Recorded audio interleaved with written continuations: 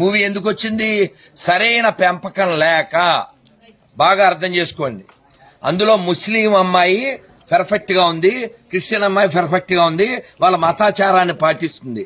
మన ఆడపిల్ల ఓ దన్నంలే, ఓ పద్ధతిలే, మింగడం ఒకటే తెలిసింది. ఎందుకని? పెంపకాలు బాగులేదు. హిందూ తల్లిదండ్రులారా, ఈ ప్రపంచాన్ని రక్షించగలిగేది మీరే. మంచిగా పెంచండి. అది ఆడపిల్ల అయినా మగపిల్ల అయినా ఇంకొకళ్ళైనా ఇంకోరైనా సరే సరిగా పెంపకం లేదు. ప్రతి ముస్లిము వాళ్ళ పిల్లలకి చిన్నప్పటి నుంచి వాళ్ళ మతం ఏమిటో చెబుతాడు, ప్రతి క్రిస్టియను చెబుతాడు. కావాలంటే చెక్ చేసుకోండి. ఏ ముస్లిము చెప్పడో అన్ని మతాలు ఒకటే అని, ఏ క్రిస్టియను చెప్పడో.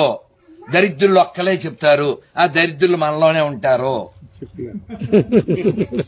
మీరు ఆ దరిద్రుల్లో లేరని నేను భావిస్తున్నాను. మళ్ళీ మళ్ళీ అడుగుతున్నా, 5,000 సమానమా? కాదు. చెప్పరా పవనం, 5,000 సమానమా? కాదు. గుళ్ళో నంది ఊళ్ళో పంది సమానమా? కాదు. మన అమ్మ షాపులో బొమ్మ సమానమా? కాదు. అన్ని మతాల సమానమా? కాదు. ఇంకా ఆపండ్రా. అబద్ధాలు చెప్పి చెప్పి 70 ఏళ్లు సంకనాగిపోయింది దేశం, ధర్మం. ఇంకా చాలు. అందుకని పిల్లలకి చెప్పండి, ఇదిగో దీన్ని గుడి అంటారు, ఇక్కడ అన్నదానం జరుగుతుంది, గోసేవ జరుగుతుంది, ప్రశాంతత దొరుకుతుంది. ఏ దేశం మీద దాడి చేయమని ఏ గుళ్ళోనూ చెప్పరు. అందుకే దీన్ని దేవాలయం అంటారు అని చెప్పండి. ఇదిగో ఇది మసీదు, మన దేశానికి సంబంధం లేదు కానీ ఇక్కడికి వచ్చింది. ఇదిగో చర్చి, మన దేశానికి సంబంధం లేదు ఇక్కడికి వచ్చింది. కానీ ఈ మసీదుకి వెళ్లేవాళ్ళు, చర్చికి వెళ్లేవాళ్ళు వాళ్ళ పూర్వీకులంతా ఇక్కడి వాళ్లే. బయట వాళ్ళు ఎవరో వచ్చి వాళ్ళని పుట్టించలేదు.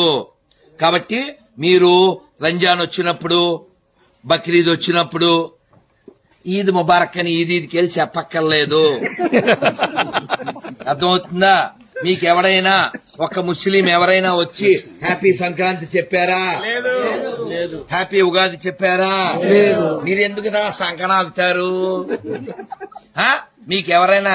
మీకెవరైనా క్రిస్టియన్ వచ్చి ఉగాది శుభాకాంక్షలు, సంక్రాంతి శుభాకాంక్షలు చెప్పారా? లేదు. మరి నువ్వెందుకురా కేక్ కోసం బోకులా వెళ్ళిపోతావు మెర్రీ క్రిస్మస్ అని? మారవలసింది వాళ్ళ మనమా?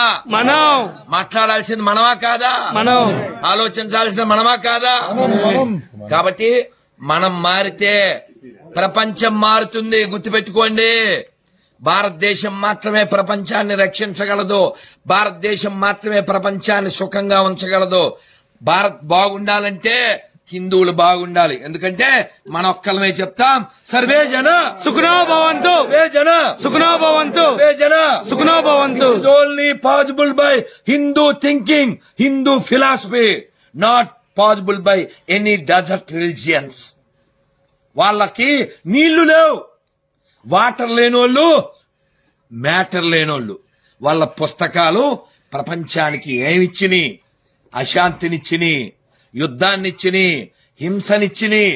మనం 10 పండగలు కాదు 100 పండగలు చెప్పగలం, హింస లేకుండా చేసుకునే పండగలు. వాళ్ళు చూపించమను. వాళ్ళకు ఉండే 2 పండగలో 3 పండగలో రక్తపాతం లేకుండా పండగలు చేసుకోలేరు. వాళ్ళు మనకు ఉపన్యాసాలు ఇచ్చేదా? నువ్వు సిగ్గు లేకుండా ఫ్లైంగ్ కిస్సులు ఇస్తావా? కాబట్టి హిందువులారా, మీ పిల్లల బంగారు కొండలో, మీ ఆడపిల్లల బంగారు తల్లులు ఎప్పుడు మీరు నేర్పిస్తే, మీరు వినిపిస్తే, మీరు కూర్చోబెడితే, చూపిస్తే. అరే లక్ష్మణుడు సీతాదేవిని ఆభరణాలు గుర్తుపట్టమంటే, అన్నయ్య ఇవి నాకు తెలియదు, నాహం జానామి అన్నాడు. మరి పాదాలకు పెట్టుకునే పట్టీలు ఇవి తెలుసు అన్నాడు. అదేమిటి? భుజకీర్తులు తెలియదు, మెడలోవి తెలియదు, పాదాలు ఎలా తెలుసు అంటే, నేను రోజు వదిన గారి పాదాలకు దండం పెడతాను. ఇది మన కల్చర్, ఇది మన సాంప్రదాయం. జై శ్రీరామ్, జై శ్రీరామ్. అంతేగాని ఎవరిదో అన్న ఎత్తుకొచ్చేసాయి వాడేసుకో, విగ్రహారాధన చేసేవాళ్ళని చంపి, అదేం మతం? వాళ్ళు ఏం దేవుళ్ళు? ప్రపంచంలో ఎక్కడైనా గుళ్ళు కూలగొట్టి కట్టినటువంటి మసీదులు ఉన్నాయి, కానీ మసీదు మీద కట్టిన గుడి ఒకటి ఉండదు. ఇది చాలదా? ప్రపంచానికి సనాతన ధర్మం ఎంత ముఖ్యమో అలాగే ఇండోనేషియాలో, అమెరికాలో, జపాన్లో, సౌత్ ఆఫ్రికాలో, జర్మనీలో ఎక్కడెక్కడో మనకి సంబంధించిన ఆనవాళ్లు దొరుకుతాయి. వాళ్ళ దేశాల్లో కూడా వాళ్ళకి ఎవిడెన్స్ లేవు.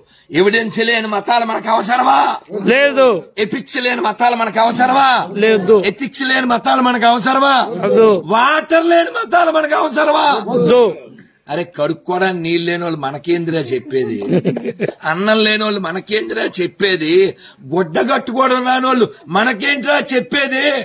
ప్రపంచానికి చెప్పాల్సింది మనము, ప్రపంచానికి నేర్పించాల్సింది మనము. ఒకప్పుడు మనం నేర్పించాం.